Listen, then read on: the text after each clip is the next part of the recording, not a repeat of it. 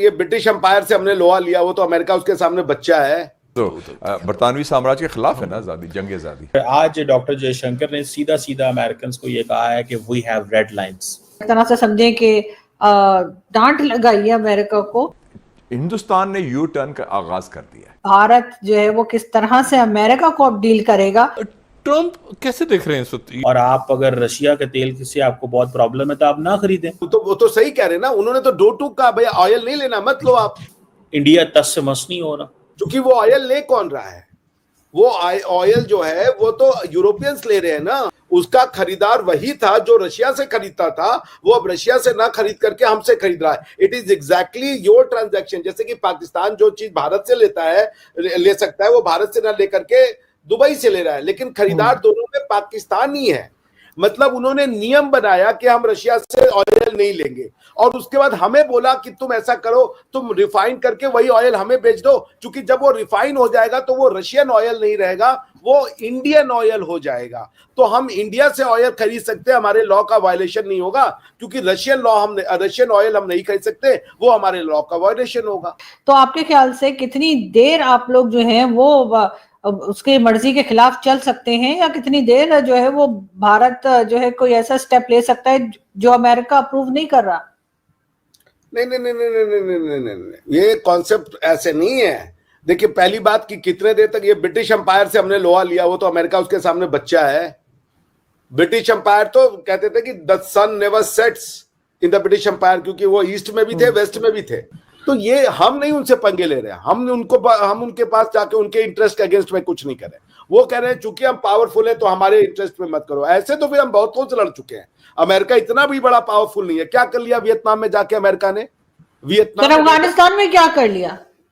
Exactly, Afghanistan में क्या कर लिया? अमेरिका में भी बहुत उथल पुथल है कि you can not alienate America India का एलियनेशन का मतलब है कि अमेरिका अकेला रह जाएगा, कोई नहीं पूछेगा। इंडिया भाई एक राइजिंग पावर है। इंडिया ने सिग्नलिंग करनी शुरू कर दी है, और आज डॉक्टर जयशंकर ने सीधा सीधा अमेरिकन को ये कहा है कि वी हैव रेड लाइंस। और ये जो इंडिया यूएस ट्रेड डील है, इसके ऊपर वो कह रहे हैं कि जो आप हमें तंग कर रहे हैं, हमारे साथ आप ज्यादती कर रहे हैं, दिस इज अनफेयर। और आप अगर रशिया के तेल से आपको बहुत प्रॉब्लम है तो आप ना खरीदें, आप ये तेल ना खरीदें, हम दुनिया में कहीं और बेच देंगे। अब ये अमेरिकन पे डिपेंड करता है कि अमेरिकन क्या करते हैं। जो चाइनीज इंडिया को मशवरा देते थे कि if you will give bully an inch he will take a mile, लगता है इंडियन समझते हैं कि हमने अमेरिका को इंच भी नहीं देना। सो ये एक चीज है। वो कहते हैं ये चाइना के ऊपर ये कानून अप्लाई नहीं होता, ये इंडिया के ऊपर कानून आपके अप्लाई होते हैं। तो हम ये नहीं बर्दाश्त करने वाले। अब वो उन्होंने सारी की सारी लिस्ट निकाल ली है। जब से यूरोपियन यूनियन ने बैन किया, सबसे ज्यादा तेल किसने लिया है? वो ये कह रहे हैं, वो कह रहे हैं जी जब से यूरोपियन यूनियन ने बैन किया है, सबसे ज्यादा तेल पाइपलाइन, जो गैस पाइपलाइन है, वो तो यूरोपियन यूनियन के पास आई है 37%, चाइना के पास 30%, तुर्की के पास 27%। ना वो कहते हैं तुर्की को कुछ कहते हैं, ना आप चाइना को कहते हैं, और European union itself pipeline gas ले रही है। एलएनजी, वो कह रहे हैं रशिया से जो 51% एलएनजी है वो यूरोप ले रहा है, चाइना 21%, जापान 18%। वो कहते हैं क्रूड ऑयल हम 38% ले रहे हैं, चाइना 48%, 47% ले रहा है। लेकिन यूरोपियन यूनियन की जो गैस पाइपलाइन से जो गैस आ रही है 37%, वो आपको नहीं चुभ रही। यूरोपियन यूनियन जो एलएनजी ले रही है 51%, वो आपको नहीं चलती। Oil products other than that, Turkey 26% ले रहा है, चाइना 13%, ब्राजील 12%, इंडिया भी कोई 6-7-8%। तो वो कहते हैं हमें क्यों कर रहे हैं? कोल इंडिया 19% ले रहा है, चाइना 44% ले रहा है उधर से। सो द क्वेश्चन इज कि ये जो बैन है यूरोपियन यूनियन के और अमेरिका के, वो कहते हैं इसमें हम तो कोई ज्यादा नहीं है। अब इंडिया का जो आर्गुमेंट है वो क्या है कि we are basically giving stability to the international market domestically in India and to the world. और साथ में इंडिया ने ये भी कहा है कि हम अब 30-40 मुल्कों से तेल खरीदते हैं, 30-40 मुल्कों से तेल खरीदते हैं। और ये वो चीज़ वो कह रहे हैं कि ये आप जो है ऑयल जो है इसको मार्केट जो है वो स्टेबलाइज करती है। सो इस चीज़ को देखते हुए I think this is a clear message to the United states.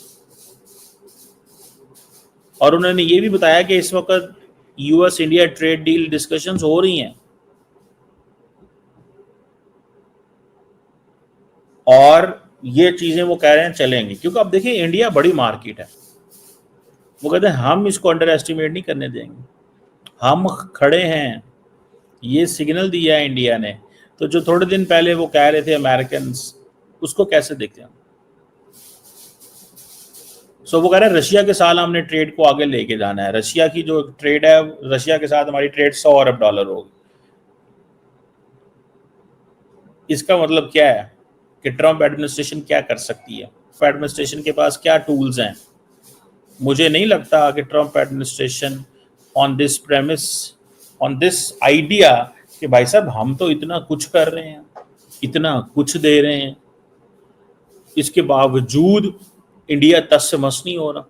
Donald Trump पिछले लंबे समय से भारत के ऊपर दबाव बना रहे हैं कि भारत रशियन तेल ना खरीदे, और इसके बाद भारत और अमेरिका के जो रिलेशंस है वो भी काफ़ी ख़राब हुए थे। और इसी बीच डॉक्टर एस जयशंकर ने एक बहुत ही सख्त स्टेटमेंट दिया और उन्होंने कहा कि अगर अमेरिका को इतनी दिक्कत है भारत के रशियन तेल खरीदने से, तो भारत में जो रशिया का तेल रिफाइन किया जा रहा है उसे अमेरिका ना खरीदे। हमें कोई दिलचस्पी नहीं है वो तेल अमेरिका को बेचने के लिए। हमारे पास दुनिया भर में तमाम दूसरी मार्केट हैं, जैसे यूरोप और अफ्रीका। इसके अलावा अमेरिका में भी कई थिंक टैंक्स और प्रोमिनेंट पर्सनैलिटीज़ ने ये बयान दिए थे कि अमेरिका के जो राष्ट्रपति हैं वो भारत के साथ रिश्ते ख़राब करके अमेरिका के जो स्ट्रेटेजिक गोल्स हैं उनको कहीं ना कहीं धक्का पहुंचा रहे हैं। और अब ऐसा लग रहा है कि अमेरिका का जो रुख है उसमें कुछ नरमी आ रही है, क्योंकि अमेरिका ने हाल ही में भारत के लिए एक एम्बेसडर नियुक्त किया जो पिछले लंबे समय तक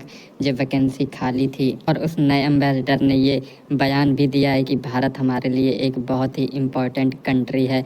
और साथ ही साथ अब ये भी देखने को मिल रहा है कि जो अमेरिका के एडवर्सरी हैं जैसे रशिया और चाइना, वो भी खुलकर भारत के समर्थन में आ गए हैं। इससे कहीं ना कहीं अमेरिका का जो पैंतरा है वो उल्टा पड़ चुका है और भारत को जो वो एक प्रेशर में लाने की कोशिश कर रहा था, अमेरिका अब खुद प्रेशर के अंदर दिख रहा है।